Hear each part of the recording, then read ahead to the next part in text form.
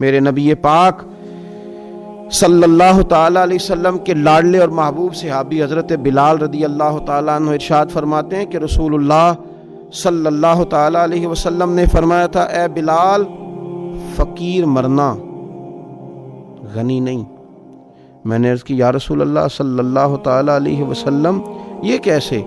تو حضور نے فرمایا، جو رزق اللہ نے تمہیں دیا ہے نا، اس میں بخل نہ کرنا، اسے اللہ کے راستے میں خرچ کرنا، اور جو بندہ تجھ سے مانگے اسے منع نہ کرنا۔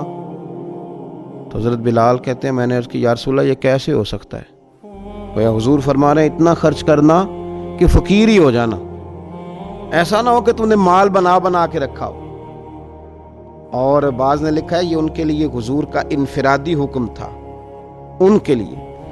تو عرض کی، یا رسول اللہ یہ کیسے ممکن ہے؟ تو فرمایا، بخیل نہ مرنا، ورنہ پھر یاد رکھو اس کے علاوہ اگر کسی نے بخل کیا اور بخل نہ چھوڑا تو پھر اس کے علاوہ اگر کوئی چیز ہے تو وہ آگ ہی ہے، اسے آگ ہی ملے گی۔ فرمایا، بلال، فقیر مرنا، مالدار نہ مرنا، بخل کر کر کے مال جمع نہ کرنا، اللہ کے راستے میں خیرات کرتے رہنا۔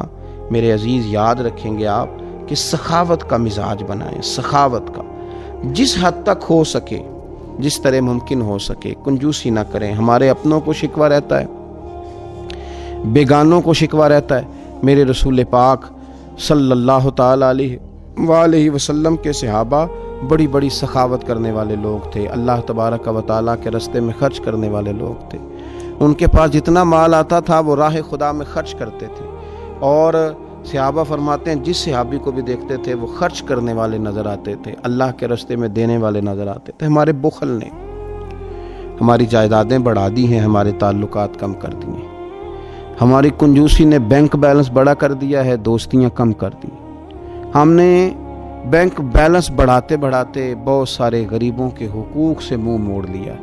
یاد رکھیں، میرے نبی پاک صلی اللہ تعالی وسلم سخاوت کرتے، اور صحابہ فرماتے جب رمضان کا مہینہ آتا پھر تو حضور کی سخاوت ہوا کی طرح چلتی، دریا کی طرح چلتی۔ پھر تو حضور ہر سائل کو عطا کرتے، قیدیوں کو آزاد کرتے، ہر ایک کو نبی پاک صلی اللہ تعالی علیہ وسلم نوازا کرتے تھے۔